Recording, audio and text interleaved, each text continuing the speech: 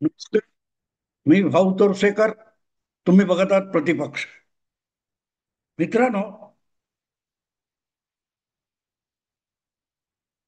परत एकदा महाराष्ट्राचे जाणते नेते, ज्यांना आपण काका म्हणतो, ते ऍक्टिव्ह झालेले आहेत. आणि तुम्हाला माहिती आहे की ज्या वेळेला शरद पवार गप्प असतात तेव्हा ते काहीतरी शिजवत असतात. आणि काय शिजवत असतात याचा थांगपत्ता ते कोणालाही लागू देत नाही. आणि म्हणून मध्यंतरीच्या काळामध्ये अजिबात इनॅक्टिव्ह झालेले शरद पवार अचानक ह्या आता राज ठाकरे आणि महाविकास आघाडी आणि वोट चोरी किंवा मतदार याद्यांच्या विषयामध्ये ऍक्टिव्ह झाले होते.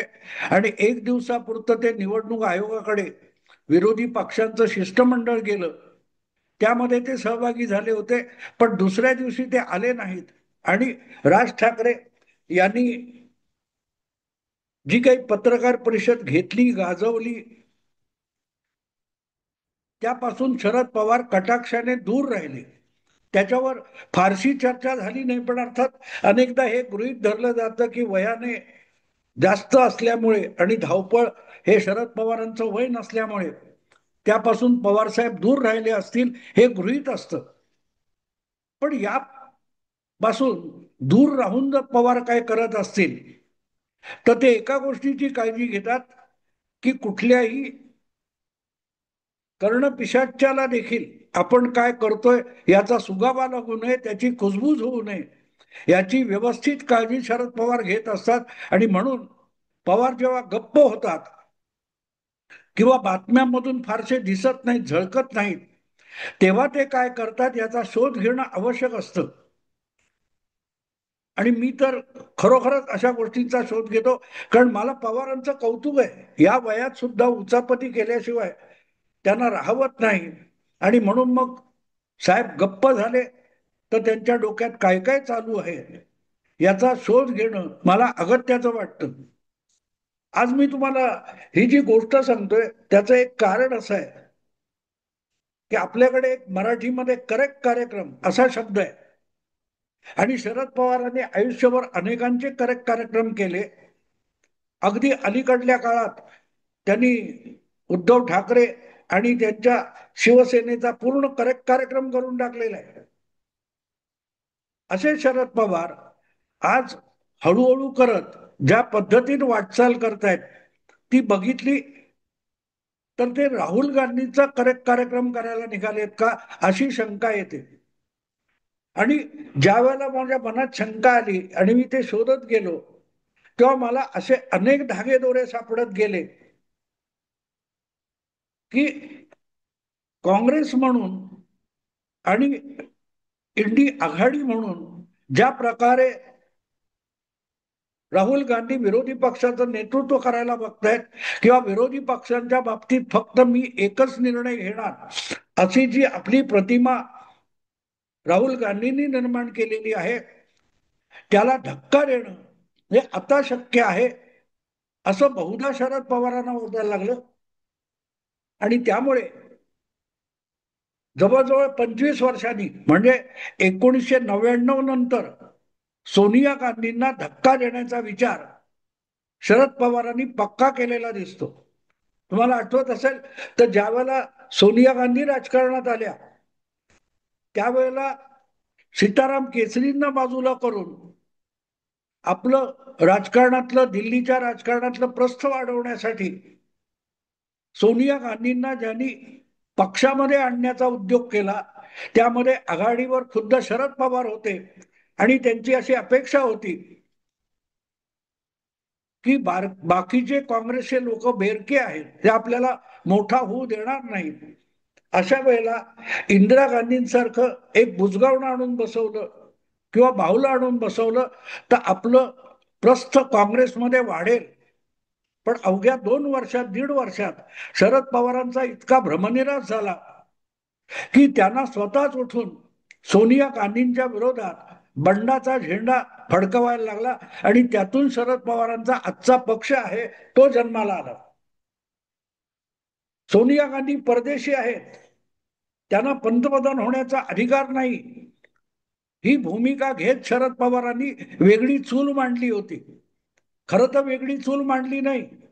सोनिया गांधींनी आपल्या सासूबाईंच्या तालावर आणि चालीनुसार शरद पवारांना असं खड्यासारखं बाजूला केलं की त्यांनी स्वतः सोनिया गांधींनी पक्षाच्या अध्यक्षपदाचा राजीनामा देण्याचा पवित्रा घेतला आणि शरद पवारांना पळता भुई थोडी केली.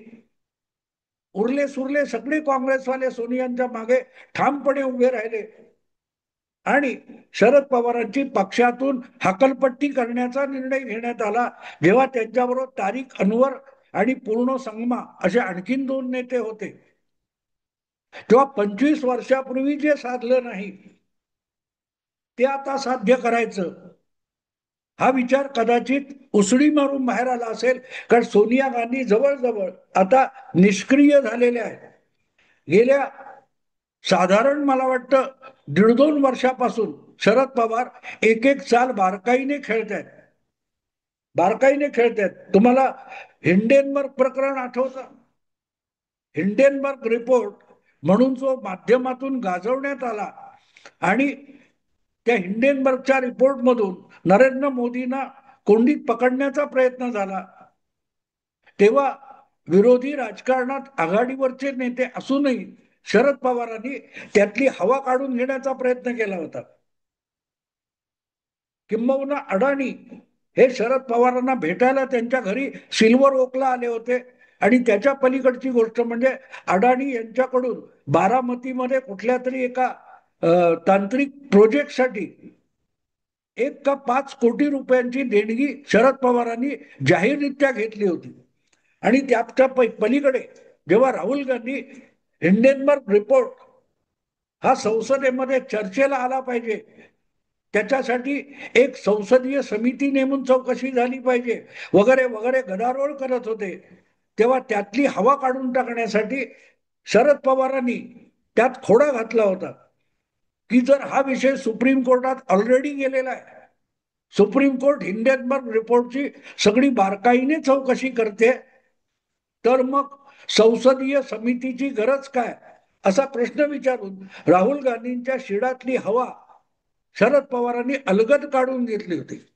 म्हणजे आपण काँग्रेस बरोबर आहोत, इंडी अलायन्स मध्ये आहोत, पण तरीही आपण वेगळे आहोत आणि आपण राहुल गांधी जे काय बरळतील ती आपली भूमिका म्हणून स्वीकारणार नाही, स्वीकारत नाही, असं दाखवत छोटे छोटे करेक्ट कार्यक्रम राहुल गांधींचे शरद पवारांनी वारंवार केलेले. अगदी आता तुम्हाला काल परवाची गोष्ट सांगायची तर पहलगामची घटना घडली आणि पहलगामच्या घटनेनंतर सर्व पक्षीय बैठक पंतप्रधान नरेंद्र मोदी यांनी बोलवली. त्यानंतर सगळ्या पक्षांनी सरकारच्या मागे जी काय कारवाई पाकिस्तानवर करायची ती करा, सगळे विरोधी पक्ष ठामपणे पंतप्रधानांच्या आणि सरकारच्या मागे उभे आहेत अशी ग्वाही देण्यात आली होती. आणि त्याप्रमाणे कारवाई झाली. पण त्याविरुद्ध सुद्धा राहुल गांधींनी नको तितका शंका आणि संशय निर्माण करण्याचा प्रयत्न केला. किंबहुना पाकिस्तानच्यावर कारवाई कुठची झाली, त्यामध्ये आपलं किती नुकसान झालं, विमानं किती पडली, असे प्रश्न राहुल गांधी उपस्थित करत होते. आणि त्याच्या पुढे जाऊन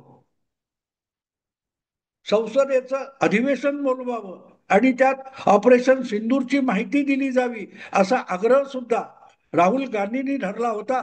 परत एकदा राहुल गांधींच्या शिडातली हवा शरद पवारांनी अलगद काढून घेतली होती की आत्ता कारवाई चालू आहे आणि अशा वेळेला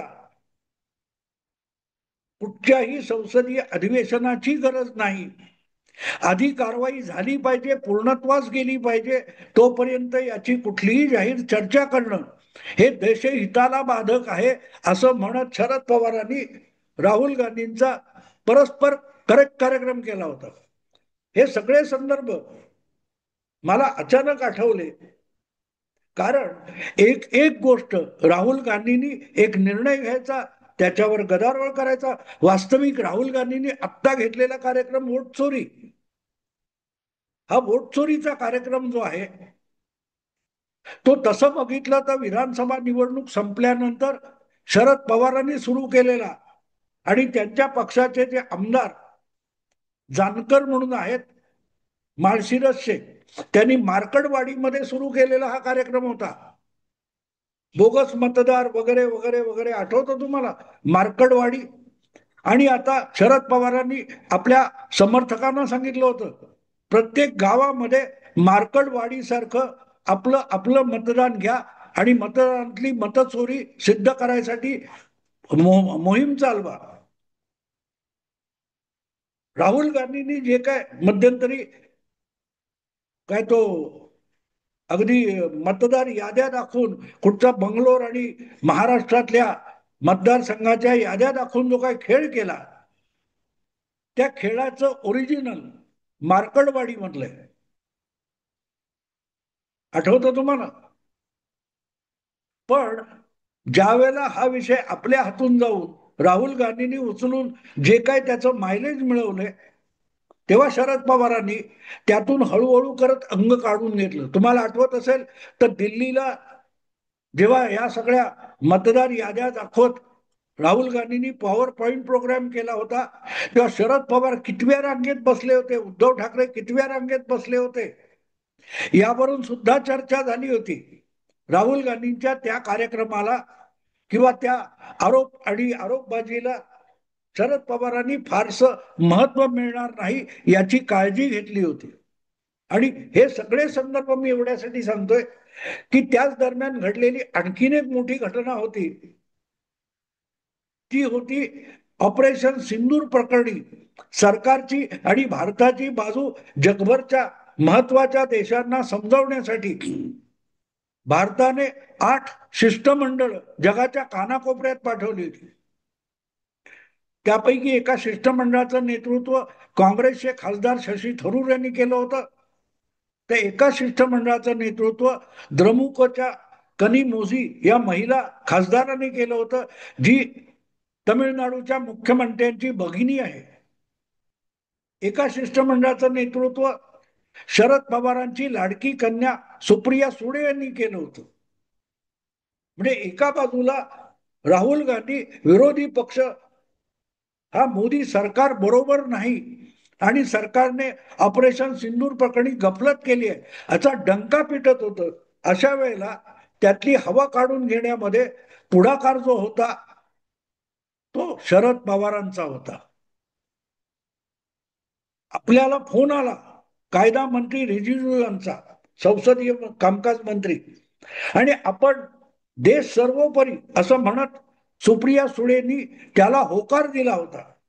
ज्याच्यावर काँग्रेस पक्षाने बहिष्कार घातला होता, ज्या भूमिकेवर, ज्या शिष्टमंडळावर, त्यात काँग्रेसचे तर खासदार होतेच, पण त्याचं दिलखुलास समर्थन राष्ट्रवादी काँग्रेस शरद पवार गटाने केलं होतं आणि सुप्रियाताईंनी तर एका शिष्टमंडळाचं नेतृत्व केलं होतं. हे मी एवढ्यासाठी समजावतोय की आता आणखीन एक घटना अशी घडलेली आहे आणि माझ्या मते ती फार मोठी निर्णायक वळणावर आहे. कारण ज्या पाटणामधून मोदी सरकार विरोधी, भाजप विरोधी इंडी आघाडी तयार झाली, त्या बिहारची राजधानी पाटणामध्येच विधानसभा निवडणूक होऊ घातलेली आहे आणि त्यामध्ये इंडी आघाडीचा आणखीन एक मोठा घटक पक्ष जो बिहारचा एक प्रमुख विरोधी पक्ष आहे, राष्ट्रीय जनता दल, लालू प्रसादांचा पक्ष, त्याचा आणि काँग्रेसचं राहुल गांधींचं फिसकटलेलं आहे. राहुल गांधींनी निवडणुकीचा विचका करून टाकला अशी तक्रार होत असतानाच राष्ट्रवादी शरद पवार गटाने एक वेगळी भूमिका घेतली आहे. ती वेगळी भूमिका म्हणजे एक संसदेमध्ये एक प्रस्ताव आणला गेला की ज्या व्यक्तीविरुद्ध कुठच्याही कोर्टामध्ये याचिका दाखल झाली असेल, आरोप FIR दाखल झाला असेल आणि त्याला अटक झाली असेल तर 1 महिन्यापेक्षा अधिक काळ तुरुंगात राहावं लागेल किंवा जावं लागणार असेल, अशा व्यक्तीचं मुख्यमंत्रीपद, मंत्रीपद हे परस्पर जाईल आणि ते पद फक्त राज्य नव्हे तर केंद्रातील मंत्री आणि पंतप्रधानांना सुद्धा लागू होईल असा जो प्रस्ताव संसदेमध्ये गेल्या अधिवेशनात केंद्रीय गृहमंत्री अमित शहानी आणला, त्यावर विरोधी पक्षांनी आवाज उठवलेला आहे की याची गरज नाही. आणि तेव्हा अमित शहानी सांगितलं होतं की आम्ही हे विधेयक म्हणून आणलेलं नाही, आम्ही हा प्रस्ताव म्हणून आणलेला आहे सरकारने. त्यावर सर्वपक्षीय भूमिका आणि चर्चा व्हायला पाहिजे. ती चर्चा झाली की मग त्या सगळ्या सूचनांच्या आधारे विधेयक बनवण्यात येईल आणि मग ते संसदेत संमत होण्यासाठी येईल. आणि त्यामुळे राज्यसभा लोकसभा यांची एक संयुक्त संसदीय समिती नेमायची आहे. पण त्यावर अर्थात राहुल गांधींनी बहिष्कार घातलेला आहे. हे संविधानाची विटंबना आहे वगैरे वगैरे आरोप करत राहुल गांधींनी त्यावर बहिष्कार जाहीर केलेला आहे. ममता दीदीने बहिष्कार टाकलेला आहे आणि अखिलेश यादव यांनी सुद्धा बहिष्कार टाकलेला आहे. पण असं असताना त्याच इंडी अलायन्स मधला एक प्रमुख पक्ष असलेला जो शरद पवार गट राष्ट्रवादी काँग्रेस पक्ष आहे, त्याने मात्र या संयुक्त समितीमध्ये सहभागी व्हायचं ठरवलेलं आहे. आणि त्याची भूमिका मांडताना सुप्रियाताईंनी साफ साफ सांगून टाकलं, लोकशाही प्रक्रियेमध्ये तुम्ही कुठच्याही संसदीय कामकाजापासून दूर राहणं म्हणजे एक प्रकारे सरकारला मनमानी करू देणं होईल. त्यामुळे त्या प्रक्रियेत आपले विरोध नोंदवले गेले पाहिजेत. त्या प्रस्ताव आणि त्या विधेयकाविषयी राष्ट्रवादी काँग्रेस पक्षाची जी भूमिका आहे ती मांडण्यासाठी आम्ही संयुक्त समितीमध्ये म्हणजे जेपीसी मध्ये सहभागी होणार आहोत असं सांगितलं. अर्थात सुप्रियाताई जेव्हा बोलतात तेव्हा आपल्या पिताजींशी बोलूनच बोलत असणार, सांगत असणार.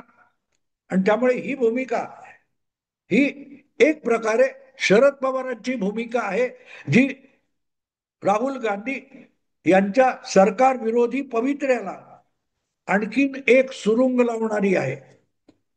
लक्षात ठेवा, बिहारच्या निवडणुकीचा विचका राहुल गांधींच्या आडमुठेपणामुळे झाला असं लालू प्रसाद यादव यांच्या पक्षाला आणि इंडी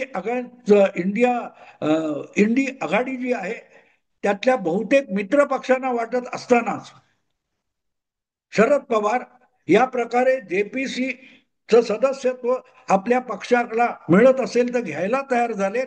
याचा अर्थच राहुल गांधी हा विरोधी पक्षाचा नेता संख्याबळाने असला तरी संपूर्ण विरोधी पक्षाचा नेता म्हणून राहुल गांधींकडे बघितलं जाऊ नये. राहुल गांधींची भूमिका अनेकदा वैयक्तिक असते, ती पक्षाची सुद्धा नसते. आणि त्या पलीकडे राहुल गांधी हे सगळ्या विरोधी पक्षाचे नेता नाहीत. सगळ्या विरोधी पक्षाच्या वतीने राहुल गांधींना बोलायचा अधिकार नाही. हे तत्व एक प्रकारे शरद पवार पुढे आणत आहेत, जे यापूर्वी ममता बॅनर्जी यांच्या टीएमसी पक्षातर्फे सातत्याने मांडलं गेले गेल्या वर्षभरामध्ये. म्हणजे टीएमसी, एनसीपी, शरद पवार आणि आत्ता आत्ता बिनसलेलं आरजेडी, राष्ट्रीय जनता दल, या तीन प्रमुख पक्षांनी जर राहुल गांधींच्या विरोधात ठामपणे उभं राहायचं ठरवलं तर राहुल गांधी नामधारी विरोधी नेते असतील, पण त्यांचा आवाज म्हणजे विरोधकांचा आवाज असं होणार नाही, असं मानलं जाणार नाही.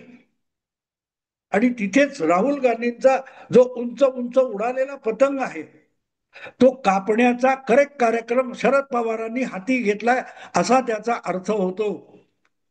मी गेल्या वर्षभरातल्या घटना तुम्हाला सांगितल्या, पण ही घटना निर्णायक एवढ्यासाठी आहे की विरोधी पक्षातले काही लोक, सुप्रिया सुळे वगैरे, जर जेपीसी मध्ये सहभागी झाले तर विरोधी पक्ष म्हणून राहुल गांधी यांच्या आवाक्यातली गोष्ट नाही, याचा साक्षात्कार घडतो, पुरावा मिळतो. आणि म्हणूनच एक प्रकारे शरद पवार हे आता थेट राहुल गांधींचा करेक्ट कार्यक्रम करायला निघालेत, या निष्कर्षाप्रत यावं लागतं.